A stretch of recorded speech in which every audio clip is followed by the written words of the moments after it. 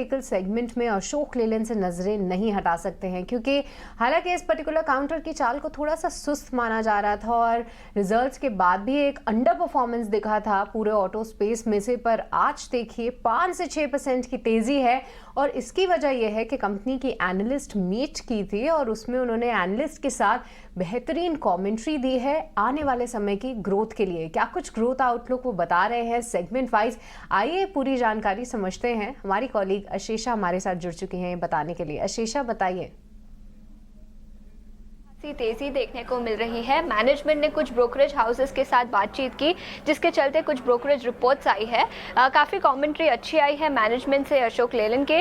उनका मानना है कि जो इंडस्ट्री में स्लगिशनेस दिखाई दे रही है पिछले कुछ क्वार्टर से, वो अब इम्प्रूव होती हुई नजर आ रही है।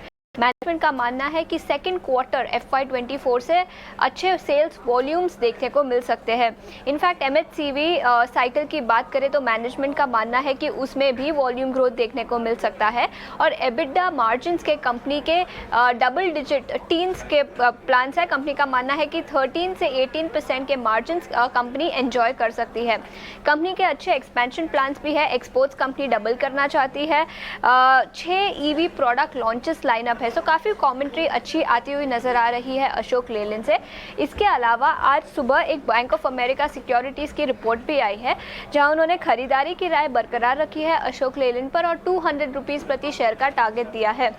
उनका मानना है कि कंपनी की स्ट्रैटेजी काफ़ी अच्छी है और उसके चलते अच्छे आउटकम्स भी देखने को मिल सकते हैं अगले कुछ क्वार्टर्स में।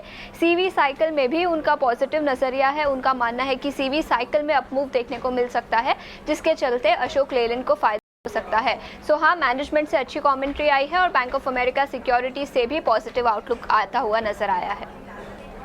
शेषा, ये पूरी जानकारी देने के लिए आप देखिए ब्रोकरेजेस 200 रुपए तक के यहाँ पे टारगेट्स लगा रहे हैं और कंपनी सभी पैमानों पे, चाहे वो MHCV सेगमेंट ले लीजिए, LCV सेगमेंट ले लीजिए, इनका EV सेगमेंट ले लीजिए या फिर एक्सपोर्ट्स मार्केट ले लीजिए, सभी में बेहतरीन उन्होंने गाइडेंस दी है और मार्जिन्स भी, क्योंकि अभी तक कमर्शियल व्हीकल सेगमेंट में हम देखते थे कि मार्जिन्स थोड़े से डिप्रेस रहते थे। आने वाले समय में डबल डिजिट और मिड टीन मार्जिन्स की वो उम्मीद कर रहे हैं और इसके चलते देखिए स्टॉक में करीब 5 से 6% का उछाल है। नितिलेश, एक बार आपसे समझना चाहेंगे कैसे देख रहे हैं आप अशोक लेलैंड का चार्ट, क्योंकि पिछले कई दिनों से काउंटर धीरे धीरे करके बढ़ जरूर रहा था पर आज करीब 160 के स्तरों पे है, पर इन स्तरों पे आकर उसने कई बार धोखा भी दिया है। तो क्या वॉल्यूम एक्शन इस बार इस पर्टिकुलर काउंटर को 160-170 से ऊपर लेके जा सकता है? आपकी क्या राय है?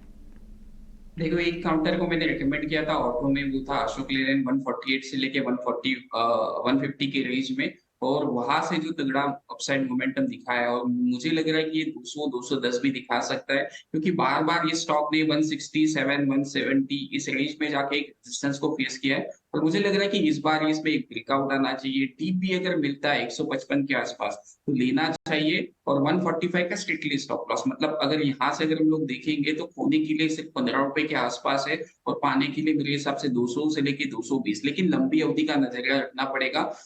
फ्यूचर्स में ना ले, क्योंकि इसका लॉट साइज 5,500 के आसपास का है। जब मैंने चैनल के ऊपर रिकमेंड किया था आपके, तब भी मैंने क्लियर कट कहा था एक लंबी अवधि का घोड़ा है, तो फ्यूचर्स में ना ले, क्योंकि फ्यूचर्स में 2-4 रुपए इधर उधर हो जाएगा तो पैनिक करोगे आप।